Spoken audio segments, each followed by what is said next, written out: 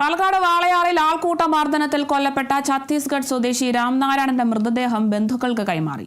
നെടുമ്പാശ്ശേരിയിൽ എത്തിച്ച മൃതദേഹവുമായി ബന്ധുക്കൾ 11 മണിയോടെ നാട്ടിലേക്ക് തിരിക്കും.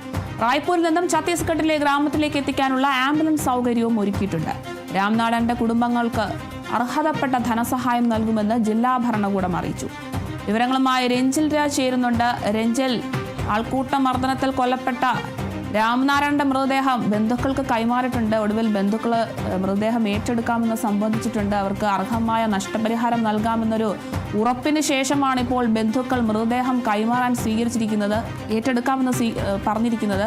അത് മാത്രമല്ല, ഇന്നലെ തന്നെ രാംനാരായണന്റെ പോസ്റ്റ്മോർട്ടം റിപ്പോർട്ടിൽ പറയുന്നത് അതിക്രൂരമായ മർദ്ദനമാണ് രാംനാരായണൻ ഏറ്റിരിക്കുന്നതെന്നാണ്. 15 സ്ത്രീകൾ ഉൾപ്പെടെയുള്ള 15ലധികം ആളുകളാണ് ഇയാളെ ആൾക്കൂട്ട മർദ്ദനത്തിന് ഇരയാക്കിയിരിക്കുന്നത്. അതിൽ 5 പേരെ മാത്രമേ ഇതുവരെ അറസ്റ്റ് ചെയ്തിട്ടുള്ളൂ.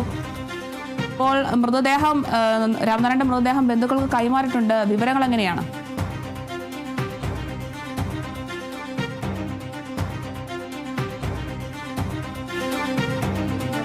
ഛത്തീസ്ഗഡിലേക്ക് പുറപ്പെടും, അല്ലെങ്കിൽ മൃതദേഹവുമായി ബന്ധുക്കൾ ഛത്തീസ്ഗഡിലേക്ക് പുറപ്പെടുമെന്നാണ് നിലവിൽ അറിയിച്ചിരിക്കുന്നത്. ഇന്നലെ രാത്രി ഏറെ വൈകിയാണ് ഈ ഒരു പോസ്റ്റ്മോർട്ടം പൂർത്തിയായതിനു ശേഷം മൃതദേഹം ബന്ധുക്കൾക്ക് കൈമാറിയത്. ഏകദേശം പുലർച്ചെ 2:30 കൂടിയിട്ടാണ് ഇനി മൃതദേഹം കൈമാറിയത്. അതിനുശേഷമാണ് ഇത്തരത്തിൽ ഇവരെ ഛത്തീസ്ഗഡിലേക്ക് പോകാനുള്ള എല്ലാ സജ്ജീകരണങ്ങളും അധികൃതർ ഒരുക്കിയിരിക്കുന്നത്. വിമാനത്തിൽ ഛത്തീസ്ഗഡിൽ എത്തിക്കാനും അതിനുശേഷം ഛത്തീസ്ഗഡിൽ നിന്ന് റായ്പൂരിലേക്കുള്ള ആംബുലൻസ് സർവീസും അവിടെ ഒരുക്കിയിട്ടുണ്ട് എന്നാണ് അധികൃതർ അറിയിക്കുന്നത്. കഴിഞ്ഞ ദിവസം ഒക്കെ തന്നെ ബന്ധുക്കളുമായി നടത്തിയ ചർച്ചയിലാണ് ഇത്തരത്തിൽ മൃതദേഹം ഏറ്റെടുക്കാൻ ബന്ധുക്കൾ തയ്യാറായത്. നമുക്കറിയാം, വാളയാറിൽ വെച്ചിട്ടാണ് ഇത്തരത്തിൽ രാംനാരായണനെ മോഷണക്കുറ്റം ആരോപിച്ച് ഒരു സംഘം ആളുകൾ ചേർന്ന് മർദ്ദിച്ച് കൊലപ്പെടുത്തിയത്. അതിനുശേഷം ഈ കൊലപാതക വിവരം പുറത്തറിഞ്ഞതിന് ശേഷം ഏറെ ക്രൂരമായ കൊലപാതകമാണ് നടന്നതെന്നാണ് പിന്നെ പുറം ലോകം പറയുന്നത്. അതായത് ഇദ്ദേഹത്തിൻ്റെ ശരീരത്തിൽ ആകെ അടികൊണ്ട പാടുകളും അതുപോലെ തന്നെ ചവിട്ടിയ പാടുകളും എല്ലാം ഉണ്ടായിരുന്നു. വടികൊണ്ട് അടിച്ച പാടുകളടക്കം ഈ ഒരു ശരീരത്തിലുണ്ടായിരുന്നു. ഏകദേശം 40ഓളം മുറിവുകളാണ് ആ ശരീരത്തിലുണ്ടായിരുന്നത്.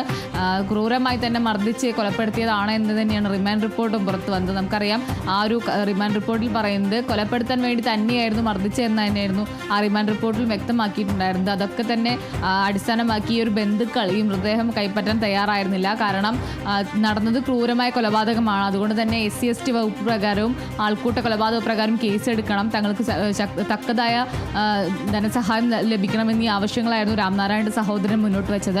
തുടർന്ന് കളക്ടറുമായി നടത്തിയ ചർച്ചയിലും അതുപോലെ തന്നെ മന്ത്രിയുമായി നടത്തിയ ചർച്ചയിലുമാണ് ഇത്തരത്തിൽ ധനസഹായം നൽകാനും അതുപോലെ തന്നെ ഈ ഒരു കേസ് പ്രത്യേക അന്വേഷണ സംഘത്തെ വിട്ട് അന്വേഷിപ്പിക്കാനും ഒക്കെ തന്നെയുള്ള തീരുമാനങ്ങളിലെത്തിയത്. അതിനുശേഷമാണ് ബന്ധുക്കൾ മൃതദേഹം ഏറ്റെടുക്കാനായിട്ട് തയ്യാറായത്. ആ ഒരു നടപടിയൊക്കെ തന്നെ കഴിഞ്ഞ ദിവസം പുരോഗമിക്കുന്നതിനിടയിലാണ് പോസ്റ്റ്മോർട്ടത്തിലേക്ക് കടന്നത്.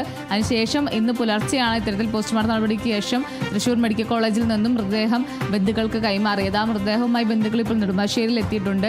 11 മണിക്ക് വിമാനത്തിൽ ഇത് ഛത്തീസ്ഗഡിൽ എത്തിക്കുമെന്നാണ് അറിയിക്കുന്നത്. അതിനുശേഷം റായ്പൂരിലേക്ക് ആംബുലൻസ് മാർഗം അവിടെ നിന്ന് പോകും. അതിനുശേഷം അവിടുത്തെ നടപടികളെല്ലാം തന്നെ പൂർത്തിയാക്കുമെന്നാണ് നിലവിൽ അറിയാൻ സാധിക്കുന്നത്. എന്തായാലും ജില്ലാ നേതൃത്വത്തിൻ്റെ ഉറപ്പിൻ പ്രകാരമാണ് ഇവരിപ്പോൾ മൃതദേഹവുമായി നാട്ടിലേക്ക് മടങ്ങുന്നത്. ധനസഹായം ലഭ്യമാക്കുമെന്നൊരു ഉറപ്പിന്മേലാണ് ഇപ്പോൾ നാട്ടിലേക്ക് മടങ്ങുന്നത്. നിലവിൽ ഈ ഒരു കേസുമായി ബന്ധപ്പെട്ട് ഏറ്റവും പ്രധാനപ്പെട്ട ഒരു അപ്ഡേഷൻ എന്ന് പറയുന്നത് ഈ പ്രതികളെ കസ്റ്റഡിയിലെടുക്കാനുള്ള നീക്കത്തിലേക്ക് പോലീസ് സംഘം കടക്കുന്നു എന്നുള്ളതാണ്. അതായത് നിലവിൽ 5 പ്രതികളാണ് ഈ കേസുമായി ബന്ധപ്പെട്ട് അറസ്റ്റിലായിരിക്കുന്നത്.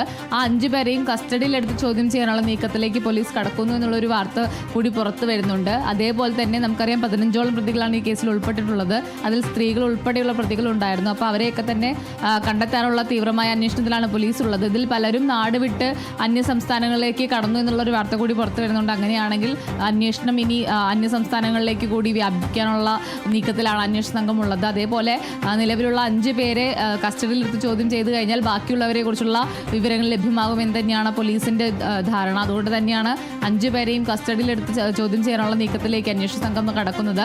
അതേപോലെ ഈ ഒരു അറസ്റ്റിലായ 5 പേരിൽ 4 പേർ BJP അനുകൂല പ്രവർത്തകരും അതുപോലെ തന്നെ ഒരാൾ CITUവിൻ്റെ പ്രവർത്തകനുമാണ്. അങ്ങനെ നിരവധി ആരോപണങ്ങളാണ് ഈ ഒരു അറസ്റ്റിലായവർക്കെതിരെ ഉന്നയിക്കപ്പെടുന്നത് അല്ലെങ്കിൽ ആരോപിക്കപ്പെടുന്നത്. കാരണം കഴിഞ്ഞ ദിവസമൊക്കെ മന്ത്രിമാരും അടക്കമുള്ള CPIM നേതാക്കളൊക്കെ തന്നെ പറഞ്ഞത് ഇതൊരു ക്രൂരമായ കൊലപാതകമാണ്, ഇതിന് പിന്നിൽ BJP പ്രവർത്തകരാണ് എന്ന രീതിയിലുള്ള പ്രതികരണങ്ങളൊക്കെ തന്നെ വന്നിരുന്നു. അങ്ങനെയാണെങ്കിൽ ഈ പ്രതികളെയൊക്കെ തന്നെ വീണ്ടും ചോദ്യം ചെയ്തു കഴിഞ്ഞാൽ മറ്റുള്ളവരെ കുറിച്ചുള്ള വിവരങ്ങൾ ലഭിക്കാനുള്ള സാധ്യതയുണ്ട്. എന്തായാലും നിലവിൽ 5 പേരാണ് കസ്റ്റഡിയിലുള്ളത്, 5 പേരാണ് പിടിയിലായത്. അവരെ കസ്റ്റഡിയിലെടുത്ത് വീണ്ടും ചോദ്യം ചെയ്യാനുള്ള നീക്കത്തിലാണ് അന്വേഷണ സംഘം ഉള്ളത്. എന്തായാലും രാംനാരായണന്റെ മൃതദേഹം ഇന്ന് 11 മണിയോട് കൂടിയിട്ട് അദ്ദേഹത്തിന്റെ നാട്ടിലേക്ക് എത്തിക്കും. അവിടുന്ന് പിന്നീട് റായ്പൂരിലേക്കായിരിക്കും കൊണ്ടുപോവുക. ഈ ഒരു കുടുംബത്തിന് വേണ്ട ധനസഹായം 10 ലക്ഷത്തിൽ കുറയാത്ത ധനസഹായം ലഭ്യമാകുമെന്നാണ് ഭരണകൂടം അറിയിച്ചിരിക്കുന്നത്. അരുണിമ, വ്യക്തമാണ്. പാലക്കാട് വാളയാറിൽ ആൾക്കൂട്ട മർദ്ദനത്തിൽ കൊല്ലപ്പെട്ട ഛത്തീസ്ഗഡ് സ്വദേശി രാംനാരായണന്റെ മൃതദേഹം ബന്ധുക്കൾക്ക് കൈമാറി. നഷ്ടപരിഹാരം നൽകാമെന്ന ഉറപ്പിന്മേലാണ് ഇപ്പോൾ ബന്ധുക്കൾ സ്വദേശത്തേക്ക് മടങ്ങുന്നത്. നെടുമ്പാശ്ശേരിയിൽ എത്തിച്ച മൃതദേഹവുമായി ബന്ധുക്കൾ 11 മണിയോടെ നാട്ടിലേക്ക് തിരിക്കും. റായ്പൂരിൽ നിന്നും ഛത്തീസ്ഗഡിലെ ഗ്രാമത്തിലേക്ക് എത്തിക്കാനുള്ള ആംബുലൻസ് സൗകര്യങ്ങളുമൊക്കെ ഒരുക്കിയിട്ടുണ്ട്. രാംനാരായണന്റെ കുടുംബങ്ങൾക്ക് അർഹതപ്പെട്ട ധനസഹായം നൽകുമെന്നും ജില്ലാ ഭരണകൂടം അറിയിക്കുന്നുണ്ട്. കൂടുതൽ വിവരങ്ങൾ നൽകിയത് രഞ്ജിൽ രാജ.